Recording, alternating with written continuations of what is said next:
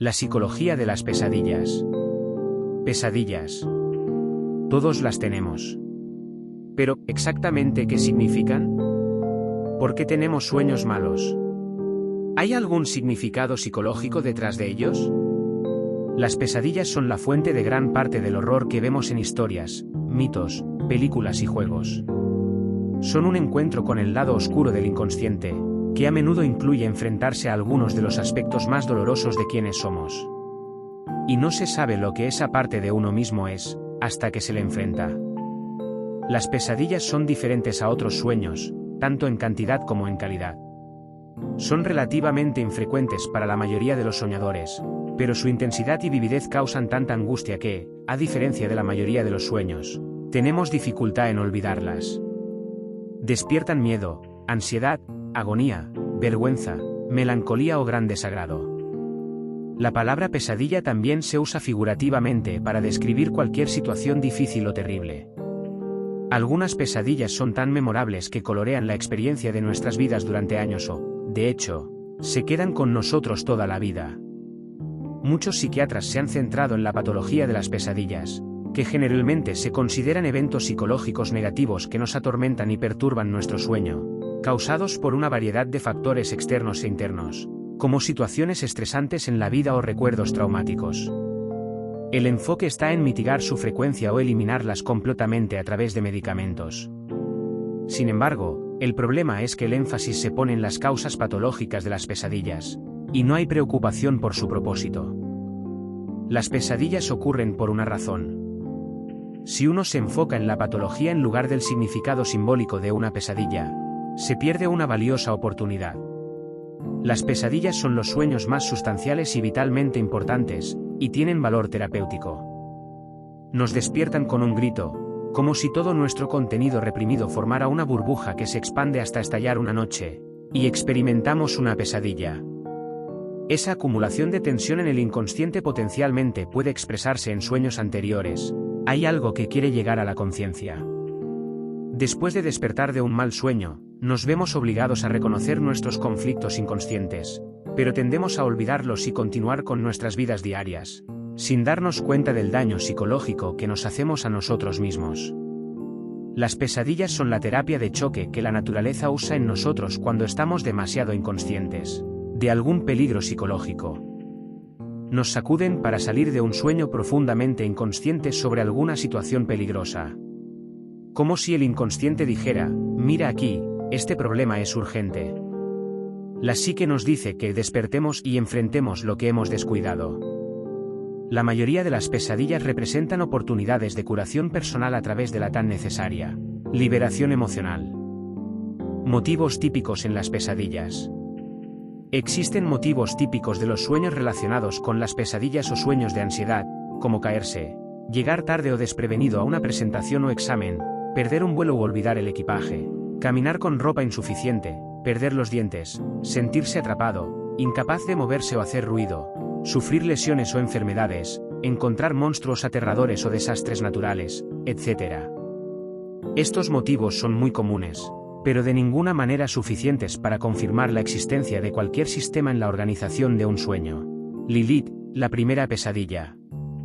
Una de las primeras pesadillas puede rastrearse hasta Lilith, cuyo nombre en hebreo significa monstruo de la noche o bruja de la noche. De acuerdo con la leyenda judía, Adán, antes de conocer a Eva, tuvo una esposa demonio llamada Lilith. Ella desobedeció a Adán, creyendo que como ambos fueron creados a partir del polvo, ella era su igual.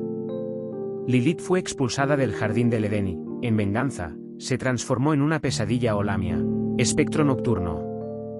Se volvió conocida como un demonio peligroso y promiscuo de la noche.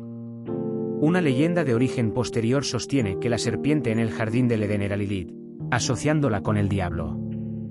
Después del encuentro de Adán y Eva con el árbol y la serpiente, Adán se abstuvo, entre otras cosas, de relaciones sexuales como una forma de penitencia. Durante este tiempo, Lilith tuvo relaciones con Adán, dando a luz una horda de demonios que circulan por el mundo. Así comenzó el reinado de Lilith.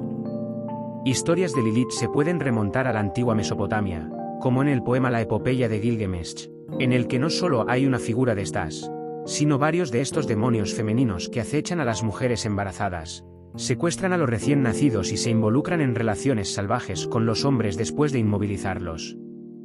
Lilith es el origen del súcubo, un espíritu femenino maligno que se pensaba que tenía relaciones sexuales con los hombres mientras dormían. El incubo es el equivalente masculino. El origen y el folclore de las pesadillas. La palabra mare en nightmare viene no de una yegua, sino que es un término anglosajón para un duende, vieja bruja, demonio o espíritu que se sienta en el pecho de la gente haciendo que tengan malos sueños. En el antiguo nórdico se conoce como mara. El prefijo noche se añadió para enfatizar que estas criaturas visitaban de noche. En danés y noruego, pesadilla puede traducirse como cabalgata de la mara, mientras que en sueco es sueño de la mara.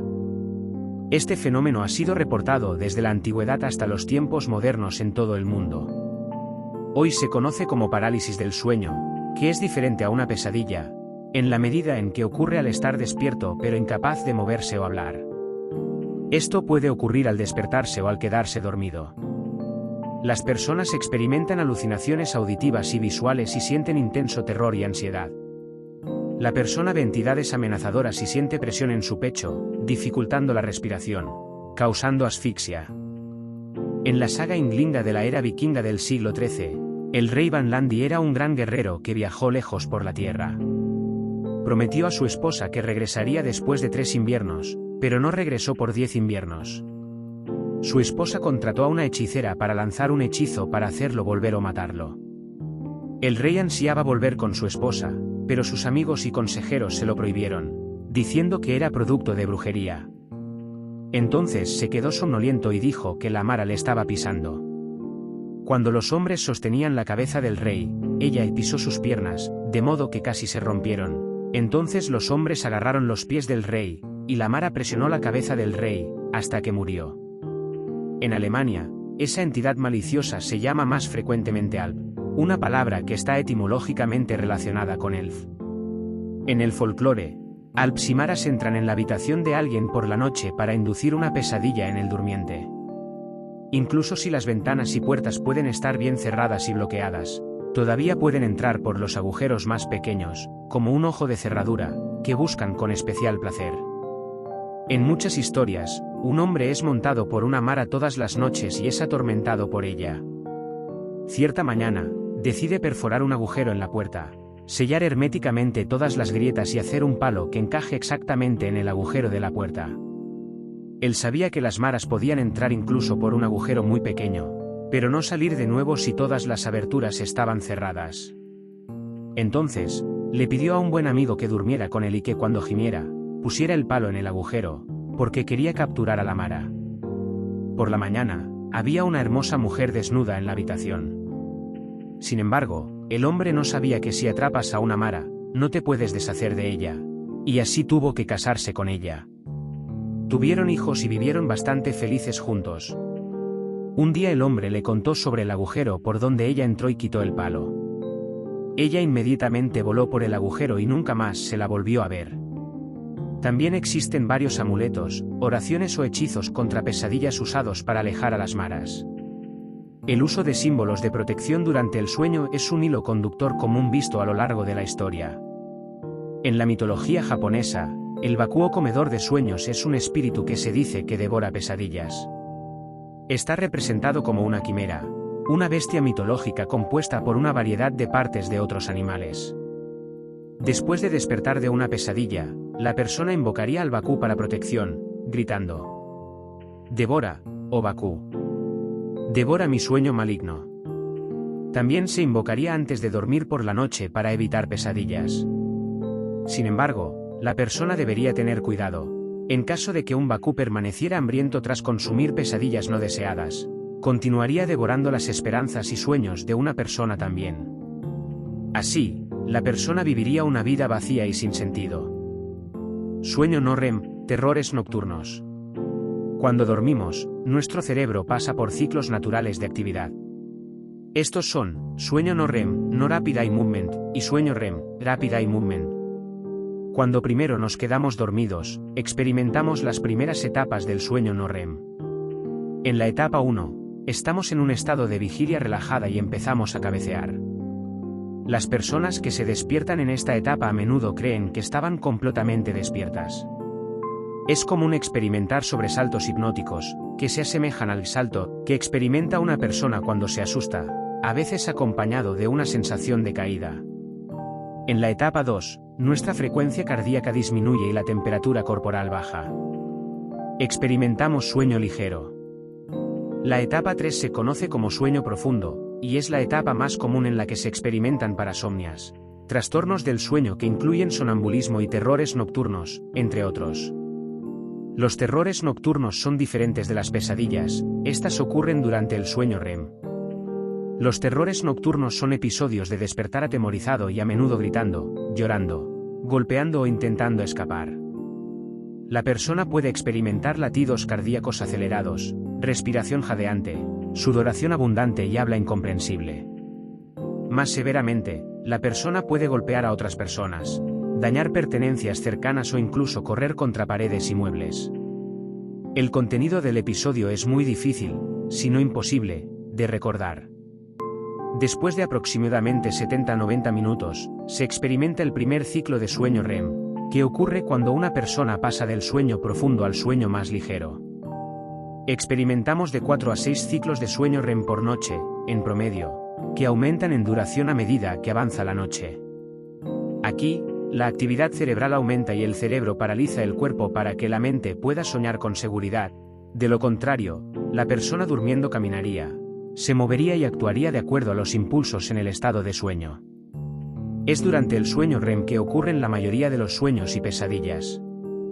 La cantidad de sueño REM disminuye a medida que envejecemos, ocupando típicamente solo el 20 a 25% del sueño total en adultos, o aproximadamente 90 a 120 minutos de una noche de sueño. Una forma de entender por qué los niños experimentan más pesadillas es porque están más cerca del inconsciente que los adultos, ya que la capacidad de pensamiento racional no está totalmente desarrollada. Los niños experimentan monstruos en el armario más cercano o debajo de la cama, porque es una realidad para ellos. Una pesadilla bien conocida en la literatura ocurre en Crimen y Castigo de Dostoyevsky. La pesadilla en Crimen y Castigo de Dostoyevsky. El héroe Raskolnikov, incapaz de pagar sus estudios, pasa por angustia mental y dilemas morales. Su nombre se deriva apropiadamente de la palabra rusa para cisma o división. Raskolnikov contempla robar y asesinar a Aliona Ivanovna, una prestamista avariciosa y abusiva. Decide ensayar el asesinato y, con el corazón oprimido y temblor nervioso, va a visitar a la prestamista, donde empeña un viejo reloj por unos rublos. Luego va a la taberna y conoce a Marmelado, un borracho simpático que pasa a describir los detalles de su situación desesperada. Al ayudar al hombre borracho a regresar a casa, el antiguo estudiante es testigo de un niño pequeño que acababa de recibir una paliza de la esposa, tuberculosa de Marmelado. Al día siguiente, Raskolnikov recibe una larga carta que induce culpa de su madre sufridora y autosacrificante. Para apoyarlo en sus estudios universitarios, su hermana accedió a casarse con un hombre odioso a quien no ama con la esperanza de que le ayudaría a su hermano. Atormentado por la carta, Raskolnikov busca alivio en una taberna donde consume un poco de vodka. En el camino a casa, se adormece y encuentra un lugar para acostarse, durmiéndose inmediatamente, y tiene un sueño. Él es un niño de unos 7 años caminando con su padre. Parece haber alguna festividad sucediendo, campesinos están cantando y borrachos. Un gran carro pesado está estacionado afuera de la taberna. La pequeña yegua está débil e incapaz de tirar del carro. A la invitación del dueño, hombres borrachos se suben al carro, riéndose de la afirmación del dueño de que el frágil animal puede tirar del carro. El dueño grita en respuesta, «Voy a hacerla galopar», y comienza a azotar a la yegua que, tirando con todas sus fuerzas, apenas logra mover el carro. Cuando otros se unen para golpearla, el niño, llorando y perturbado, corre hacia el caballo para tratar de detener la crueldad. Nadie escucha. La brutalidad se intensifica cuando la yegua comienza a dar patadas débiles en protesta. El dueño sigue atacando al animal y está furioso por no poder matarla. Cuando alguien en la multitud grita «consigan un hacha para matarla». Acaben con ella, los campesinos enojados y borrachos se unen, y golpean a la yegua hasta la muerte. El niño corre hacia la yegua muerta, pone sus brazos alrededor y besa su cabeza ensangrentada. Su padre lo agarra y lo saca de la multitud. El niño solloza: «Padre, ¿por qué mataron al pobre caballo? Están borrachos. Son brutales, no es asunto nuestro», el padre responde. Sollozando y sofocando, el niño pone sus brazos alrededor de su padre. Raskolnikov se despierta aterrorizado, jadeando por aire, su cabello empapado en sudor. «Dios mío», grita, será posible, que yo realmente tome un hacha, que yo realmente golpee su cabeza, abra su cráneo». Renuncia a la pesadilla maldita y siente alivio. Después de horas de angustia, sin embargo, Raskolnikov procede a asesinar a la prestamista. Es el genio representativo de Dostoyevsky que la pesadilla parece real y psicológicamente convincente. Si imaginamos que Raskolnikov encuentra su camino hasta la sala de consultas, encontraríamos a un joven agitado que está en grave angustia psíquica y obsesionado con pensamientos de asesinato. Dada su situación, no es sorprendente que tuviera una pesadilla. Ciertamente hay causas externas. Está estresado físicamente, no estaba durmiendo bien, comió poco y ha estado bebiendo alcohol. Está bajo gran tensión debido a su situación financiera y las alarmantes noticias sobre el inminente matrimonio de su hermana. Los asuntos psicológicos no resueltos de Raskolnikov se están repitiendo e impactando su situación de vida actual. Los sueños febriles se experimentan cuando se tiene fiebre. Son más vívidos, extraños y negativos que los sueños normales, con temas como distorsión espacial, amenazas y peligros, y enfermedades. El trabajo de Franz Kafka ilustra perfectamente una atmósfera de sueño febril. En su novela El proceso, el protagonista Josef K. se despierta una mañana siendo arrestado sin haber hecho nada malo. Está acusado de un crimen no especificado y desconocido. El supervisor mismo no sabe nada sobre el caso, más que haber sido enviado por sus superiores. K. es notificado por teléfono de que ha sido citado ante el tribunal, y solo recibe pequeños detalles sobre la ubicación, sin saber la hora de presentarse. Tiene gran dificultad en encontrar el tribunal en un edificio laberíntico, y cuando finalmente encuentra el lugar en un rincón oscuro del desván, es reprendido por llegar tarde. K. tiene que pasar por un juicio y defenderse contra un sistema burocrático incomprensiblemente complejo e impersonal que ha asumido el control total sobre su vida, y lo acusa de cargos que ni siquiera conoce.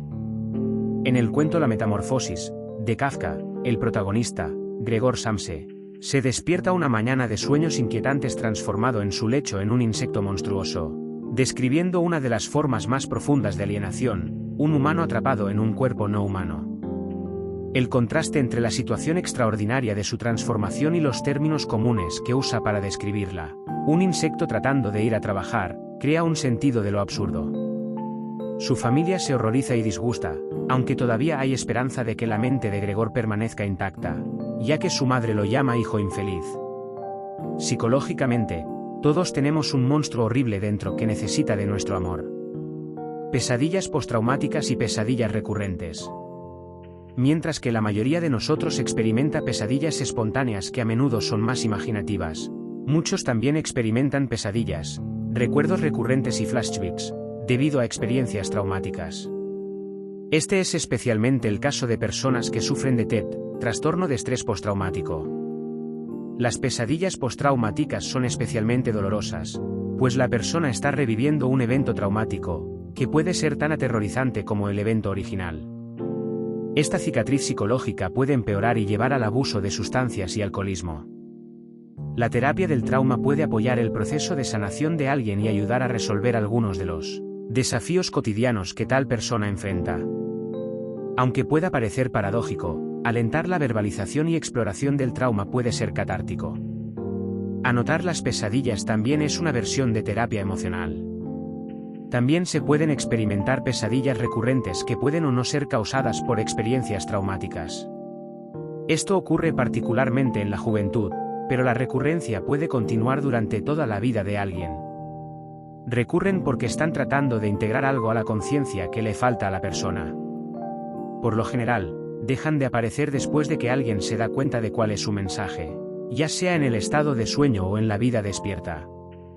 Cuando nuestra actitud egoica cambia en respuesta a nuestros sueños, el inconsciente responde. Pesadillas precognitivas. Quizás uno de los tipos más extraños de sueños son las pesadillas precognitivas o proféticas. Personas han tenido visiones aterradoras que luego llegaron a suceder en la realidad, como si hubieran ganado momentáneamente acceso a una puerta al futuro. Estas son relativamente raras y solo pueden ser verificadas como tal cuando el evento reconocido realmente ha ocurrido. En su trabajo Sincronicidad, un principio conectivo no causal, el psiquiatra y psicólogo suizo Carl Jung explora coincidencias que están conectadas de forma tan significativa que rompen todas las probabilidades estadísticas. Estas se llaman sincronicidades o coincidencias significativas, que ocurren cuando un contenido de la vida interior de alguien, sueño, visión, humor, etc., se ve como teniendo una correspondencia en la vida exterior. La imagen interior se volvió realidad. Jung escribe de una visión precognitiva que él experimentó: vio las amarillas escombros flotando y la muerte de incontables miles. 2 semanas pasaron, entonces la visión regresó, aún más violenta que antes, y una voz interior habló: mira esto, es completamente real y va a suceder. No puedes dudar de esto. Muchas visiones continuaron después de esa, incluyendo los mares volviéndose rojos de sangre, y su alma preguntando si él aceptaría la guerra y destrucción, mostrando imágenes de armas militares, restos humanos, barcos hundidos, estados destruidos, y así sucesivamente. Poco después, estalló la Primera Guerra Mundial. Carl Jung y el significado de los sueños. Jung escribió poco sobre el fenómeno de las pesadillas. Es posible, sin embargo, interpretar las pesadillas a través del lente jungiano de su teoría general de los sueños. Él escribe: los sueños son productos imparciales, espontáneos de la psique inconsciente, fuera del control de la voluntad. Son pura naturaleza, nos muestran la verdad desnuda y cruda, sin barniz, y son, por lo tanto, adecuados, como nada más, para devolvernos una actitud acorde con nuestra naturaleza humana básica cuando nuestra conciencia se ha desviado demasiado de sus fundamentos y ha entrado en un callejón sin salida. Un concepto fundamental en la teoría de los sueños de Jung es la función compensatoria de los sueños. Los sueños revelan la inevitable unilateralidad de nuestra vida consciente y se enfocan en aquellos aspectos que no están lo suficientemente dentro de nuestro campo de conciencia. Jung escribe: toda interpretación es una hipótesis, un intento de leer un texto desconocido. Un sueño oscuro, tomado aisladamente, difícilmente puede ser interpretado con alguna certeza. Por esta razón, doy poca importancia a la interpretación de sueños aislados. Un grado relativo de certeza se logra solo en la interpretación de una serie de sueños, donde los sueños posteriores corrigen los errores que cometemos al tratar con los que vinieron antes. Aunque los jungianos dan especial importancia al llamado sueño inicial del paciente en terapia, el analista debe tener cuidado de no dar demasiada importancia a imágenes oníricas aisladas, sino también entender sueños anteriores, así como la actitud consciente del soñador, y sus asociaciones personales. Un sueño nunca dice debes o esta es la verdad. Presenta una imagen de una manera muy similar a la forma en que la naturaleza permite crecer a una planta, y depende de nosotros sacar conclusiones. Si alguien tiene una pesadilla, puede significar que la persona está o demasiado inclinada al miedo o demasiado exenta de él. Los sueños siempre nos dicen algo que no sabemos y sugieren nuevas formas de lidiar con nuestros impases neuróticos. No son superfluos ni les gusta perder nuestro valioso tiempo de descanso. Esa es la función autorreguladora de la psique, que busca equilibrio e integridad. Jung llama a esto proceso de individuación, nuestro progreso hacia la maduración psicológica. Todo el trabajo onírico es esencialmente subjetivo, y un sueño es un teatro en el cual el soñador es el mismo, el escenario, el actor, el hipnotizador, el productor, el autor, el público y el crítico. Esta es la interpretación del sueño en el nivel subjetivo, en el que cada objeto en el sueño corresponde a un elemento dentro de la propia psique del individuo. Jung llama a esto el inconsciente personal, contenidos de adquisición personal que han sido reprimidos o olvidados. Este es el hogar de los complejos, grupos de ideas o imágenes cargadas emocionalmente, que pueden ser positivos o negativos. Las personas con complejos negativos experimentan más pesadillas. Tienen un nudo de sentimientos inconscientes que puede ser detectado a través de su comportamiento y les impide alcanzar la integridad psíquica. El nivel subjetivo puede amplificarse con el nivel objetivo, que Jung llama el inconsciente colectivo, donde residen los arquetipos, patrones de comportamiento instintivos con los que todos nacemos. No solo las experiencias personales afectan los sueños, sino también las fuerzas arquetípicas que tienen una estructura mitológica, que incluye toda la herencia espiritual de la evolución de la humanidad. Estas se sienten en lo que Jung simplemente llamó grandes sueños.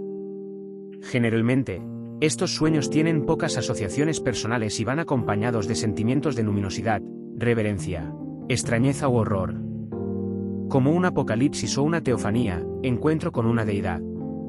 Puesto que los sueños contienen imágenes que no se crean con intención consciente, proporcionan autorretratos del proceso de la vida psíquica y pueden ser utilizados por sus percepciones objetivas, sobre el telas de la psique, su propósito, meta o función final. Un sueño puede tardar meses o años en interpretarse. O alguien quizás nunca llegue realmente al fondo de su significado. Un giro del uso mueve 1000 hilos, y solo podemos seguir uno a la vez. De hecho, no siempre podemos hacerlo, porque el hilo visible más grueso se ramifica en innumerables filamentos que en lugares escapan a la vista. La dificultad para interpretar los sueños lleva a muchos de nosotros a proyectar nuestra propia ignorancia y pensar que todo es tontería y superstición. El sueño, sin embargo, es un autorretrato espontáneo, en forma simbólica, de la situación real en el inconsciente, y un símbolo es la mejor formulación posible de un contenido psíquico relativamente desconocido.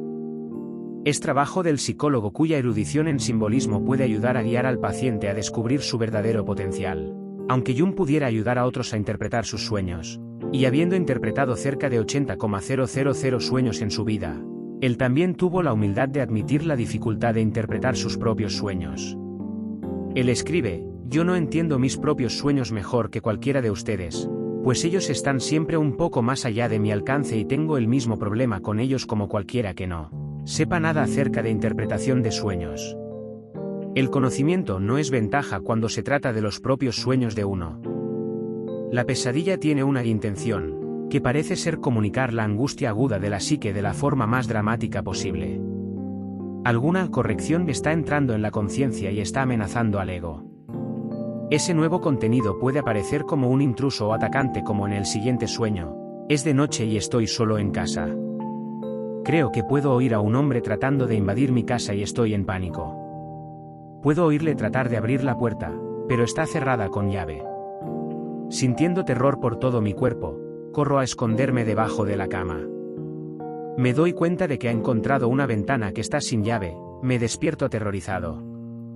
En esta pesadilla, algún aspecto desconocido de la psique está amenazando a la persona. Las pesadillas son especialmente valiosas al dar una clara indicación del ego y de su capacidad para lidiar con contenidos inconscientes amenazadores. En el sueño, la persona se encuentra con lo que Jung llama sombra, que contiene nuestros contenidos reprimidos, y está principalmente presente en el inconsciente personal.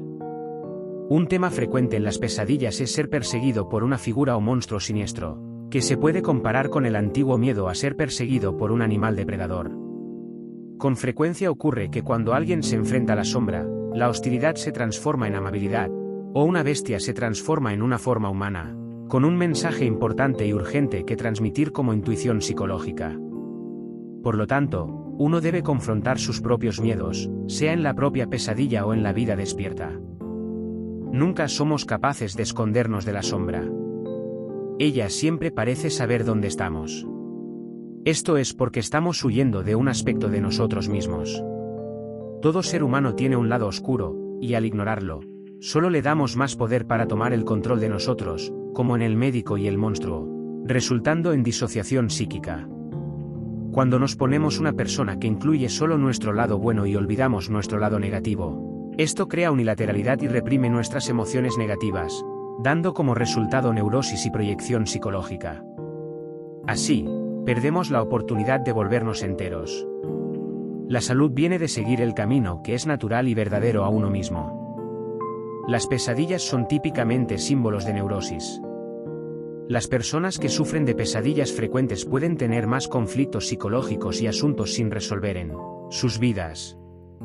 En la dimensión arquetípica, las pesadillas son el lado negativo del arquetipo de la Gran Madre, es decir, la madre terrible o devoradora, que puede ser la esencia de toda experiencia de pesadilla. El analista junguiano Erich Neumann escribe: el simbolismo de la madre terrible toma sus imágenes predominantemente del interior, esto es, el carácter elemental negativo de lo femenino se expresa en imágenes fantásticas y quiméricas que no se originan en el mundo exterior. La razón de esto es que la hembra terrible es un símbolo para el inconsciente. Y el lado oscuro de la madre terrible toma la forma de monstruos. En los mitos y cuentos de todos los pueblos, edades y países, e incluso en las pesadillas de nuestras propias noches, brujas y vampiros, ghouls y espectros, nos asaltan, todos aterradoramente parecidos. La mitad oscura del huevo cósmico negro y blanco representando lo femenino arquetípico engendra figuras terribles que manifiestan el lado negro, abismal de la vida y de la psique humana. Así como el mundo, la vida, la naturaleza y el alma fueron experimentados como una feminidad generadora y nutricia, protectora y calentadora, sus opuestos también son percibidos en la imagen de lo femenino. La muerte y destrucción, peligro y angustia, hambre y desnudez, aparecen como desamparo en presencia de la madre oscura y terrible. La regresión tanto para mujeres como para hombres los lleva de vuelta al útero de la madre, a la indefensión, al no ser. Sin embargo, incluso aquí existe la posibilidad de volver a la superficie con nuevas posibilidades de vida. En una pesadilla, existe una tensión entre un tirón regresivo de vuelta al útero, la madre devoradora, y aquel de una progresión hacia una mayor conciencia y abrazo de la vida, la gran madre. No es fácil encontrar la fuente de la pesadilla, porque el contenido inconsciente está, inconsciente. El contenido fue reprimido y debe ser traído a la luz de la conciencia. Imaginación activa. Durante un intenso periodo de desorientación y tumulto interior, Jung desarrolló un método usado para confrontar sus contenidos inconscientes mientras estaba totalmente despierto y consciente durante la experiencia, conocido como imaginación activa. Él pudo confrontar su oscura noche del alma y reunir el difícil tesoro de alcanzar. El punto culminante de sus experiencias está presentado en su libro rojo. Jung consideraba la imaginación activa como la herramienta más poderosa para acceder a contenidos inconscientes. Consiste en tener un diálogo con diferentes aspectos de uno mismo mientras completamente despierto y consciente, lo que requiere soledad, silencio y concentración. Sin embargo, a menudo no podemos asociar lo que nos molesta con nada específico. El analista junguiano Roberta Johnson escribe: cuando esto sucede, puedes ir al inconsciente en tu imaginación y pedir que el contenido invisible se personifique. Puedes comenzar tu imaginación activa preguntando: ¿dónde está la obsesión? ¿Quién está obsesionado? ¿De dónde viene ese sentimiento? ¿Quién es ese dentro de mí que se siente de esa manera? ¿Cuál es su imagen? ¿Cómo se ve él o ella? En terapia, si el analista se siente incómodo con esas imágenes perturbadoras, las ignora, evita o da una interpretación excesivamente positiva de ellas, el paciente percibirá que el analista no puede lidiar con ese poderoso material psíquico, y no se hará ningún progreso. Por otro lado, si el terapeuta presta mucha atención a las imágenes cargadas de afecto de la pesadilla, el paciente puede progresar. La imaginación activa también permite extender un sueño imaginando dónde se detuvo. Puedes efectivamente continuar tu sueño e interactuar con él extendiéndolo. Esto es especialmente útil cuando te despiertas abruptamente en medio del sueño. Los sueños y la imaginación vienen de la misma fuente en el inconsciente, así que es posible continuar la historia, pasar por la siguiente etapa hacia la que el sueño está conduciendo y resolver toda la cuestión. Curiosamente, Jung descubrió que el soñar disminuye dramáticamente cuando se hace imaginación activa. Los asuntos que se presentarían en sueños son confrontados y resueltos. Como tal, los sueños se vuelven más enfocados y concentrados y menos repetitivos. Jung recomendó este método para personas que quedan muy abrumadas por pesadillas intensas, perturbadoras y frecuentes. Sueños lúcidos. Otra técnica para involucrarse con los contenidos inconscientes de uno es el sueño lúcido, que ocurre cuando estamos soñando y nos damos cuenta de que estamos en un sueño. El onironauta es capaz de viajar dentro de un sueño e incluso ejercer control sobre el ambiente, interactuar con sus personajes oníricos y preguntar cuál es su propósito. Esto también puede usarse para tratar pesadillas. Los sueños lúcidos pueden ocurrir no intencionalmente cuando el soñador nota algo fuera de lugar. Sin embargo, hay formas de aumentar las posibilidades de sueños lúcidos. Tener un diario de sueños es esencial, para escribir o grabar la propia voz tan pronto como uno se despierta. Después de hacer esto consistentemente por un largo periodo, se pueden notar ciertos patrones en los sueños que se repiten. Un sueño lúcido iniciado despierto o wild ocurre cuando entras directamente en un sueño desde la vigilia. Esto se puede lograr acostándose y no moviendo el cuerpo, mientras la mente permanece despierta. Después de algún tiempo, entras en un estado de estar medio dormido, hasta dar un paso en la imagen onírica. También puedes experimentar alucinaciones hipnagógicas, viendo o oyendo cosas que parecen reales mientras te estás moviendo de la vigilia al sueño.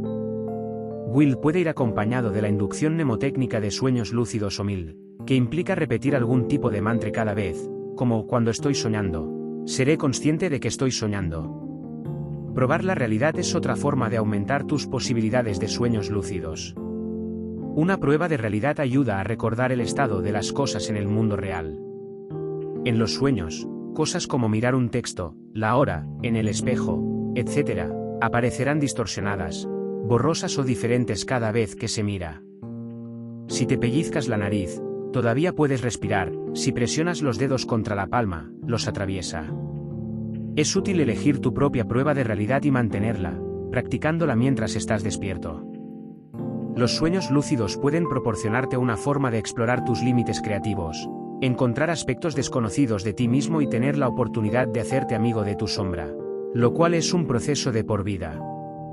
Una mujer con una pesadilla recurrente de estar siendo perseguida por una figura aterradora aprende sobre sueños lúcidos. Cuando la figura empieza a seguirla, ella se da cuenta de que la escena le parece familiar y tiene consciencia de que está soñando. Con gran valentía, se da vuelta para enfrentar a su perseguidor y le grita: «Tú no puedes lastimarme». Él se detiene, pareciendo sorprendido. Por primera vez, ella ve sus hermosos y amorosos ojos. «¿Lastimarte?», dice él. «Yo no quiero lastimarte. He estado corriendo detrás de ti todo este tiempo para decirte que te amo». Con esto, él extiende sus manos, y cuando ella las toma, él se disuelve en ella. Ella se despierta llena de energía, sintiéndose genial por días. Esto no solo la ayudó a enfrentar mejor situaciones desagradables, sino también a expresar sus sentimientos cuando es necesario, mientras que antes generalmente evitaría o huiría de tales situaciones. Personas creativas como músicos, pintores, poetas, escritores, etc., parecen reportar pesadillas con más frecuencia que otras personas. Quizás esto se deba a que experimentan un límite tenue entre el inconsciente y el mundo exterior.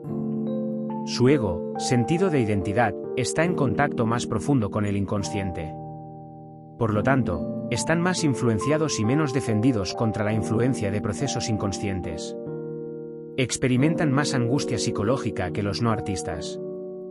Jung escribe: una persona debe pagar caro por el don divino del fuego creativo. Esto no significa que las personas creativas sean más neuróticas.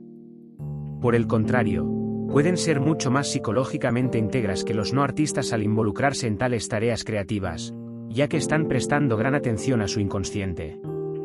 No solo el artista, sino todo individuo creativo, debe todo lo que hay de más grande en su vida a la fantasía.